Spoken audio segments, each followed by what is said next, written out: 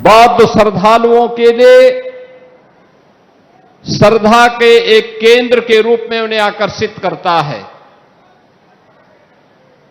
जैन तीर्थंकरों की पवित्र परंपरा में तृतीय तीर्थंकर भगवान शंभोनाथ की पावन भूमि भी यही श्रावस्ती है और यही श्रावस्ती है जहां के शासक के रूप में विदेशी आक्रांताओं का मुकाबला कैसे करना चाहिए, महाराज सुहेल देव ने विदेशी आक्रांता को धूल दूषित करके अपने शौर्य और पराक्रम का लोहा दुनिया के अंदर मनवाया था। ऐसी पावन धरा को कोटि कोटि नमन करते हुए आप सभी श्रावस्ती वासियों का मैं हृदय से स्वागत करता हूं, अभिनंदन करता हूं। आज जो परियोजनाएं यहां के लिए समर्पित हो रही हैं, इनकी भी मैं आपको बधाई देता हूं। बहन और भाइयों, मैं कल से चिंतित था कि श्रावस्ती का कार्यक्रम पता नहीं हो पाता है कि नहीं हो पाता है। पहले यहां के कार्यक्रम का स्थान दूसरी जगह था। जब वहां पूरा पानी भर गया भारी बरसात के कारण, तो कार्यक्रम यहां शिफ्ट हुआ। और देखो मां जानकी का कितना आशीर्वाद है कि अब एक कार्यक्रम है, धूप आ गई, कितना सुहावना मौसम हो गया। कहीं लगता ही नहीं है कि आज सुबह तक यहां बारिश थी और कल मूसलाधार बारिश थी। यही है जब ईश्वरीय कृपा होती है, तो कृपा इस रूप में हम सबको देखने को मिलता है। और आज मुझे यहां पर आकर के आप सबके उत्साह को देख करके आनंद की अनुभूति हुई कि बरसात के बावजूद, जल जमाव के बावजूद, विपरीत परिस्थितियां थी कार्यक्रम के पहले और कार्यक्रम के दौरान आप सबकी उपस्थिति, मुझे बताया गया कि 2 बजे ही सभी लोग यहां पहुंच गए। इसलिए इन सभी परियोजनाओं के लिए आप सभी को, पूरे श्रावस्ती जनपद वासियों को मैं हृदय से बधाई देता हूं, उन सब के प्रति अपनी शुभकामनाएं देता हूं। बहनों और भाइयों, श्रावस्ती जनपद अपनी जैव विविधता के लिए विख्यात है, प्राकृतिक सौंदर्य है, आध्यात्मिक विरासत है, शौर्य और पराक्रम है। यहां का नौजवान, यहां का अन्नदाता किसान, यहां का कारीगर, जब भी उसको उचित प्लेटफॉर्म प्राप्त हुआ, उसने अपनी प्रतिभा का लोहा हर एक स्तर पर मनवाया है। इतना समृद्ध आध्यात्मिक विरासत के बावजूद रामायण कालीन, महाभारत कालीन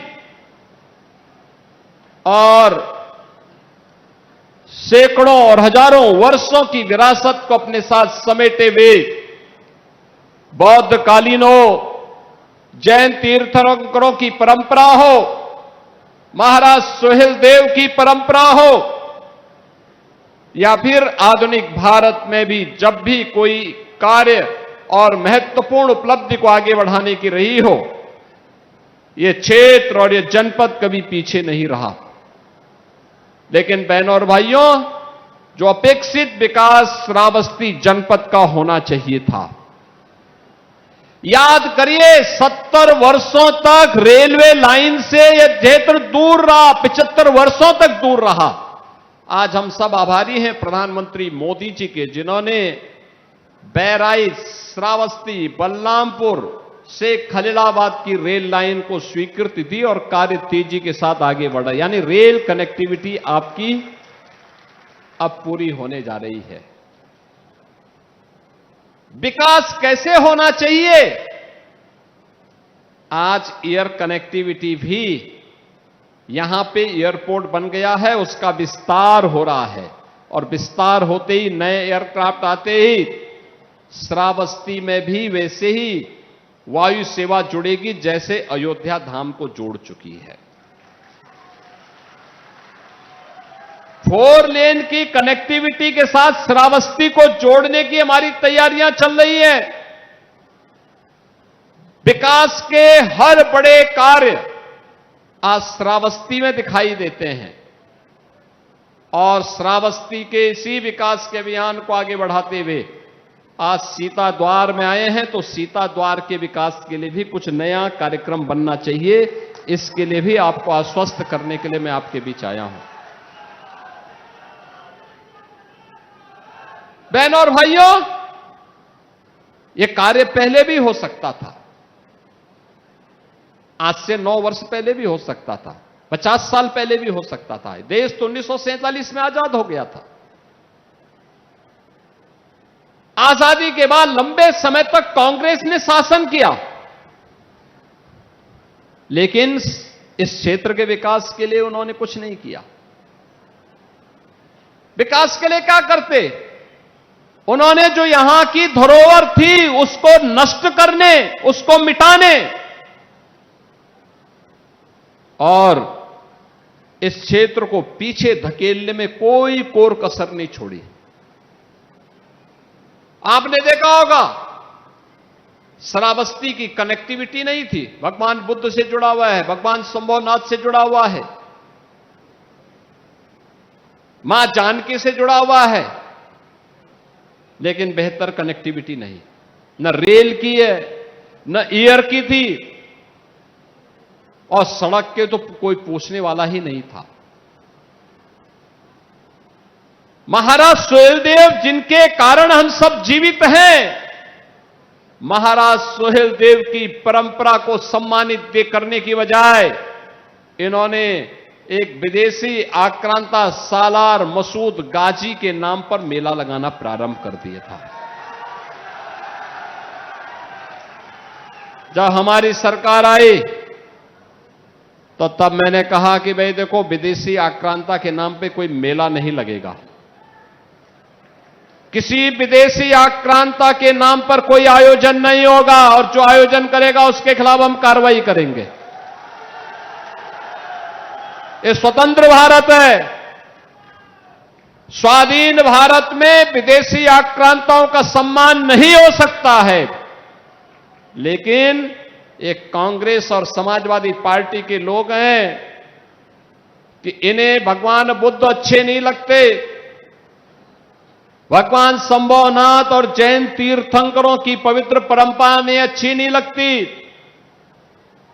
इन्हें मां जानकी के रामायण कालीन उस समृद्ध परंपरा इन्हें अच्छी नहीं लगती, इन्हें महाराज सुहेलदेव की परंपरा अच्छी नहीं लगती, इन्हें तो गाजी मियां का मेला लगवाना था और ये वही कार्य करते थे। और इसीलिए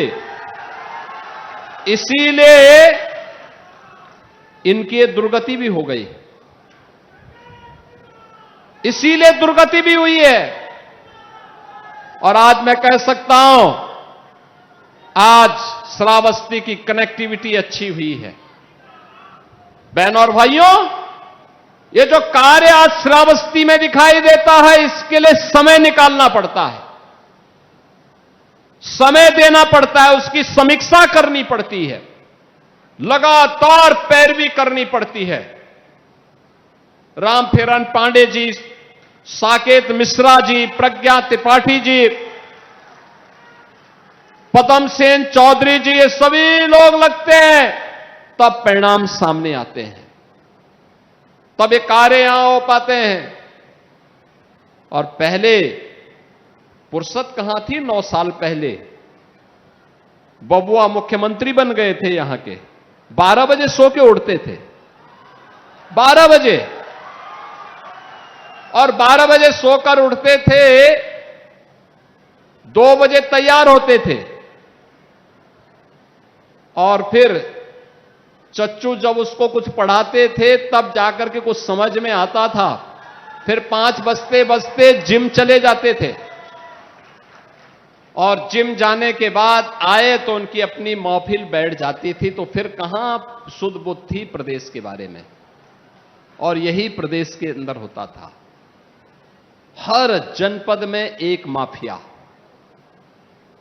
हर थाने में एक गुंडे का कब्जा हो जाता था। तहसीलों में भू mafia, land mafia, sand mafia, one mafia, पशु माफिया, इनका कब्जा हो जाता था। आम जनता टकटकी लगाई देखती रहती थी। न किसी गरीब को राशन, न स्वास्थ्य की सुविधा, न पेंशन की सुविधा, न मकान की सुविधा, न शौचालय की सुविधा। नौजवान की नौकरी में ये सेंध लगाते थे। अन्नदाता किसान को योजना से वंचित करके बदहाल करते थे और कारीगरों को अपमानित करते थे। परिणाम क्या था? यूपी बीमार हो गया, श्रावस्ती उससे भी बदहाल हो गया। विकास के पायदान पर पिछड़ते पिछड़ते दुर्गति हो गई। जब प्रधानमंत्री जी ने देश के अंदर 100 ऐसे जनपदों की सूची निकाली जो सबसे पिछड़े हैं पूरे देश के अंदर, उसमें से श्रावस्ती भी एक था। उनमें श्रावस्ती भी एक था। बहनों और भाइयों, पिछले 9 वर्ष में श्रावस्ती ने एक नई ऊंचाई अर्जित की है। आज आप देखते होंगे मंच पे भी हमने दिया है, इससे पहले भी दिया है। हर गरीब के पास उसके सिर को ढकने के लिए छत है। एक आवास, प्रधानमंत्री आवास योजना या मुख्यमंत्री आवास योजना का लाभ। हर गरीब के घर में शौचालय है। हर गरीब के लिए आयुष्मान भारत की सुविधा है। और जिसको आयुष्मान भारत की सुविधा में आच्छादित नहीं हो पाया है तो मुख्यमंत्री जन आरोग्य योजना में उसमें भी आच्छादित नहीं हो पाया है तो मुख्यमंत्री राहत कोष से पैसा हम लोग देते हैं। जनप्रतिनिधि लिख दे, कोई पदाधिकारी लिख दे या कोई आम जनता भी लिख देता है तो हम जिलाधिकारी के पास भेजते हैं कि भाई 3 दिन के अंदर इसकी रिपोर्ट दो और तत्काल पैसा उसके पास हॉस्पिटल में भेज दिया जाता है। याद करिए, यूपी के अंदर 16 करोड़ लोग फ्री में राशन आज प्राप्त कर रहे हैं। पहले ये राशन बबुआ के गुर्गे खा जाते थे। 65 लाख गरीबों को हमने एक एक आवास दिया है। पहले ये मकान का पैसा भी ये सब चट कर जाते थे। 3 करोड़ गरीबों के घर में एक एक शौचालय बनाया है। इसका पैसा भी ये सब खा जाते थे। रसोई गैस के फ्री में कनेक्शन 2 करोड़ परिवारों को उपलब्ध करवाया। पहले इसकी बोली लगती थी।